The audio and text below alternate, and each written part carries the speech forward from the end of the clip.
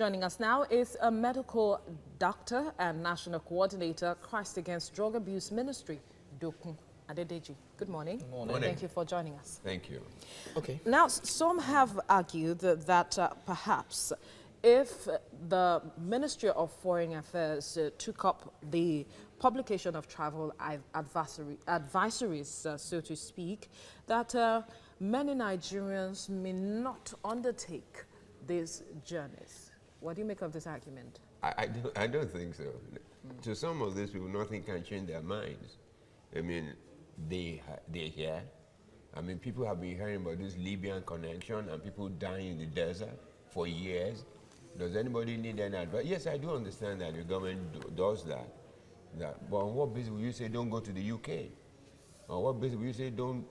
They know they can't go to the UK direct, so they're finding alternate routes to go. That's why they could go through the desert, go through Libya and all the rest. They hear about it. Here, are they not hearing about it? In the last 2 years, we've been hearing about people are dying in the Mediterranean. People are still bent on going. I think it's just a fad. Oh, I've been abroad before, and then I just want to be like my friend who went and made so much money and all that. I think it's about our psyche. And that's why I've always said, one of the ingredients of governance that is missing in our country today is this National Orientation Agency. Well, we have an agency. Oh, do we? We do. Oh, that must be moribund, because I don't see what they do. This is a time they need to be active, telling our young people and reorientating us in terms of values. But is it about telling them and reorientating them? Because we also see that in the economic line, a lot of these youths just want to leave because whatever they gain or they earn from their jobs or their businesses is just not enough. You know, I have an issue with those kind of thoughts. When people say to me, I can't make do with this, I can't make do with this, there are too many things that people can do. Look, the thing is about greed. Is it greed? I think it is. Let's talk about the economic realities. Right. And then we look at the burden of multiple taxation. Right. And we just have an increase in perhaps wages that some have said with the multiple taxation, there is nothing taking people home in this. And then the ease of doing business has also been questioned. You know, then we have insecurity. Let me tell you, we can look up for all the litanies of what is wrong. But what are we going to do? Look, let me give you an example. I'm not a friend of Labour in terms of salary increase. I've always said to them that I think it's myopic. For me, what Labour and the people should be asking for is how to make the lives of people better. Good health. I've not been asking for that for a very long time, and that has not been forthcoming. No. You see, the thing is, we're not a persistent people or consistent in criticism of what we want. The government knows that. It knows that when you shout for 2 weeks, oh boy, make I go my market, and then it dissolves. We are never. Look at what is happening in Lebanon. People stood on the street let me remember this country. I think it was in Yugoslavia. I can't remember where the yellow orange revolution. Okay. Yes. Do you know people were in the cold for a month, demanding until they got? We are not persistent as a people. We don't want to suffer. We just want it to translate into a greener pasture. Well, the thing is, we need to fight for what we want. All right. It doesn't have to be violent. Well, do we have to fight every time? No, when I say fight. The government, persistence. We have to be persistent, quite right. But if you say persistence, you're saying that, are you trying to say that the government doesn't know what it's doing? That's why we have to keep talking about it. At least it gets to a point where you just get tired of it. No, you see, the thing that people forget, who is government? Today, me and you were talking about this. Let them put me as Minister for Health. Then it changes. You see, the thing that happens is everybody is looking for an opportunity to just better himself. And when he gets there, he says it's so difficult. Don't you see people who are your friends who become commissioners? You call them, you can't get them anymore. What happens? Does that happen anywhere? The thing is, the way we consider those, that's why you see in the ministry or in the National Assembly, they say there's a lucrative post you put me. What is the meaning of that in terms of governance to the people? Look, I'm like this because I think as a people, we are abdicating our responsibility to good governance by demanding, by saying to government they should provide it. Many Nigerians don't even know what we want from government. That's the challenge. You will talk about rice, somebody will talk about yam. So there is no a consonance or a consensus of what we want. As a people, if, for instance, I earn 40,000, but I can go to hospital, my child can go to school, I can get transportation, I don't care what the government does. He puts CBI in his house. That's his choice. But I have for instance, in England, if you rent a house, everything comes with it. You just move your stuff there. And that's the way. Perhaps that's why a lot of people want to leave Nigeria to those countries. Because everything works there. No, it didn't happen overnight. Rome was not built in a day. Of this issue, it's also the problem of mindset and poverty. A lot of people want to just move abroad, even those that have good, well-paying jobs that we all think is okay for a living standard. But in those countries where these crimes are perpetrated, sex slavery, and all whatnot, there's a relationship between Nigeria and these countries, and we see that there's a cabal in between. Why are we not taking advantage of this relationship to stop this, stem this tide? You know, the thing is, except we sit down and discuss, look, people are coming, but can you stop people from traveling? You can't stop people from traveling. But the thing is, as long as you get there, you don't break their laws, nobody's going to touch you. But if we then notice, it talks about seriousness also in our foreign policy.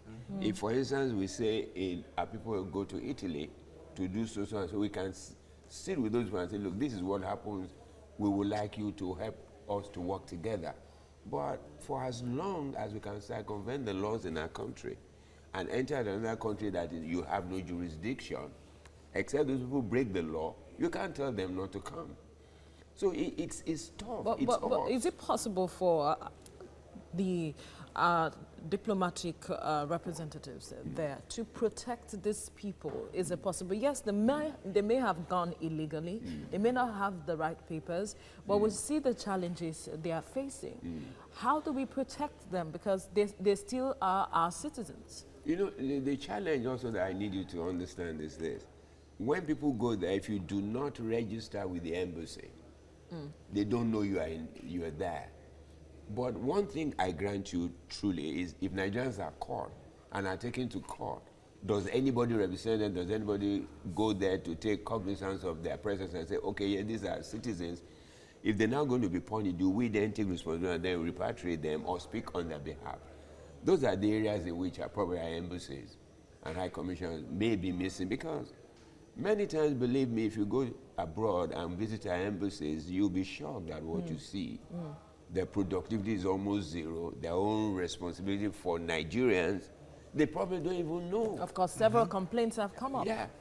I mean, you'll be amazed. So the thing is, the same irresponsibility we exhibit in Nigeria, we carry to our embassies abroad, except when the ambassador is different and he decides to make this. So, at least I knew when Dr. Kolade was the High Commissioner in the UK. Our embassy was enviable. People were, I mean, you get your passport, you get that. Even the environment invites you to come. But not so anymore. But despite all of these complaints, even by those who get to other countries illegally and those who are even legal there, we see that nothing is being done about the situation. For instance, in South Africa, when the xenophobic attack started, a lot of people say they went to the Nigerian High Commission there and they were not protected. They were not even admitted in. Again, it speaks to what I've just spoken about. If, for instance, at least if they run into the embassy, you grant them audience and keep them, and then you can then deal with the subsequent issues and legal things that come. That should be a responsibility. But I can tell you that the same lackadaisical attitude, you see, you can take a man out of the bush. You can't take the bush out of him. You can take a Nigerian from here to the UK. You can't take the Nigerianness out of him, except there's a sense of responsibility and appreciation of what his role should be. You know, what bothers me is that we're tackling our Nigerian issues at just face level as they present. We are not looking at that in fundamental ways in correcting the foundational deficits. If we don't do that, you only find that a high commissioner comes, he changes for a while for when he's there. The moment he goes, we revert depending on who comes. All right, there's an aspect that I wanted to quickly touch on, which has to do with the role of perhaps traditional rulers and religious organization, because in all of this, because the other time we see the Oba of Benin place a curse on anyone who continues this with issues such as this, trafficking in persons. Yeah. And then we see in some places in churches where you hear pastors pray for people who want to travel and all of that. I mean, how these people have so much influence on people. You know, the thing is, until we understand that we need to be collaborative and collective in our response to issues, we'll be finding things like this. What will a cause do if the traditional ruler places a cause? Does it stop anybody from not going?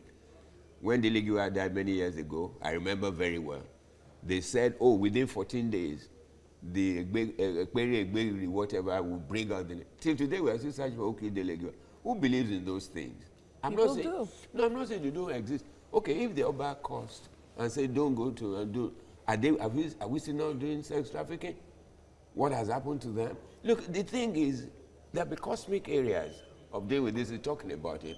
But we deal with it in fundamental issues. So how what are these fundamental? The thing is, the Oba, when last did an Oba really becomes an Oba? How much of the people in his environment does he know? What kind of relationship does he have with these people? These are the areas in which, stepwise, local government and we can begin to build citizenship. The Oba then says, this is it, and then we educate our people, our young people. If you don't do that, you can place the course you like, you can pray all you like. It won't change nothing.